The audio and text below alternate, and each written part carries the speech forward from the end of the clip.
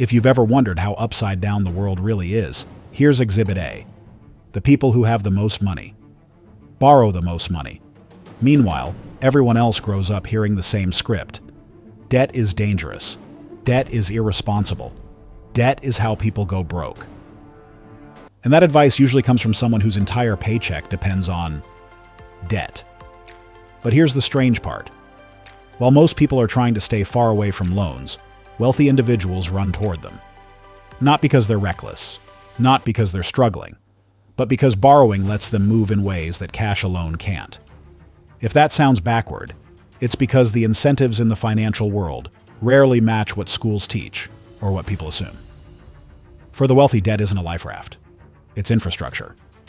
Today, we're going to break down how this works, not with motivational speeches, not with financial sermons, but with the same calm, factual tone you'd hear in any boardroom, investment memo, or earnings call.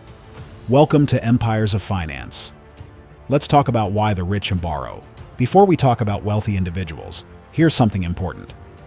Borrowing isn't something rich people invented. Borrowing is something the entire world runs on. Governments fund budgets by issuing bonds. Airlines finance aircraft using debt. Real estate, manufacturing, infrastructure, technology. Nearly every major industry in the modern economy grows by borrowing. Even the U.S. money supply expands through lending. The banking system literally multiplies money through credit. So when people say, "I avoid debt," they're avoiding something the entire system relies on. And here's the quiet truth. If you removed debt from the global economy, commerce wouldn't slow down. It would stop. For corporations, borrowing isn't desperation. It's strategy.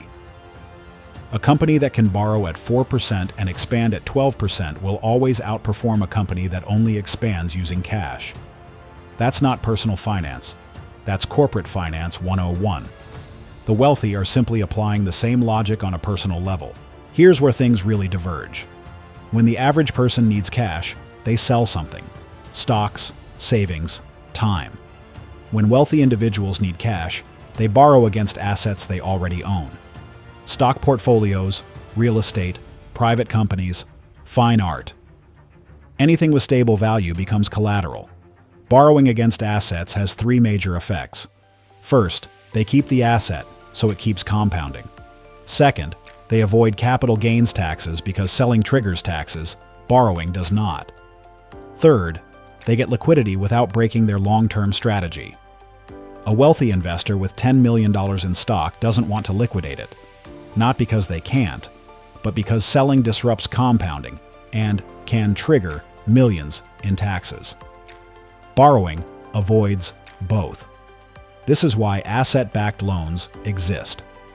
For banks, these are the safest loans in the world because the collateral is worth more than the debt. It's also why some wealthy individuals technically live on borrowed cash. They can borrow at low interest, keep their investments growing, and repay loans whenever convenient. The point here is not luxury, it's efficiency. Now let's look at the buying side. Most people think, if I want something, I should save up for it. Wealthy individuals think, if something produces income, I should finance it.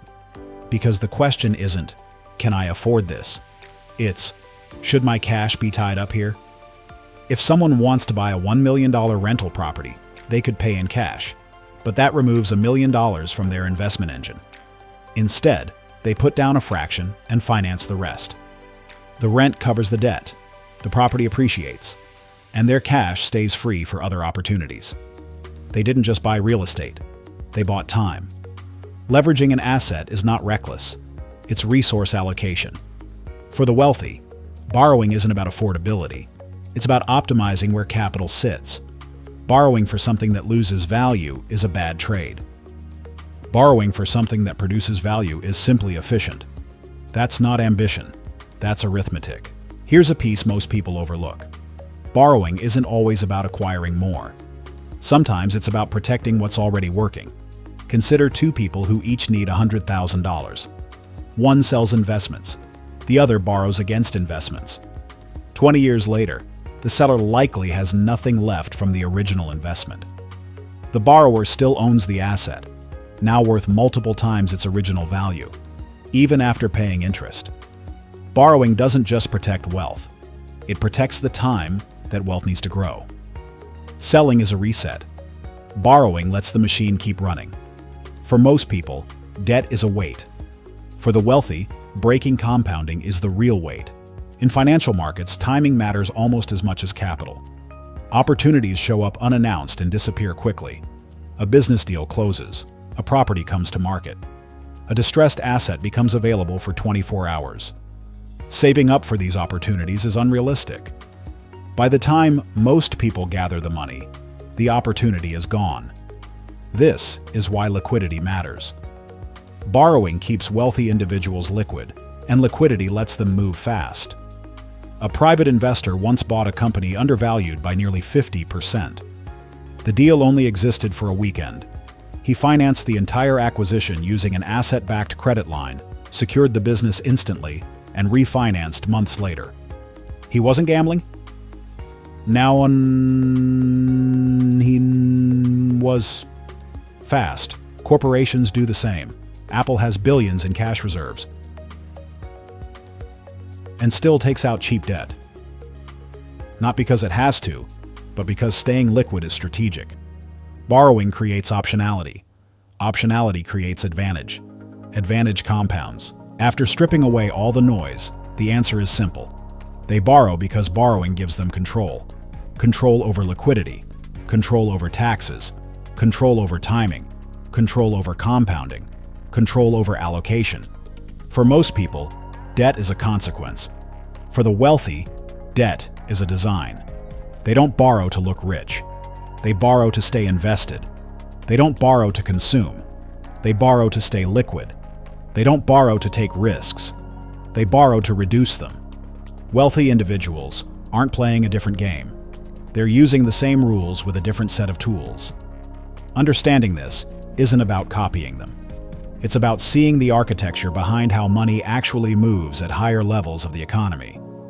And once you see the mechanics behind it, the financial world becomes less mysterious, less intimidating, and far more logical. If this breakdown helped something click, even slightly, you're in the right place. In the end, the rich don't borrow because they're fearless. They borrow because they understand the system well enough to move through it without panic. And once you see how the architecture really works, you stop viewing debt as danger and start seeing it as design. If today's breakdown opened a new window in your thinking, stay close. Around here, we don't chase followers, we chase clarity. And clarity has a way of paying for itself.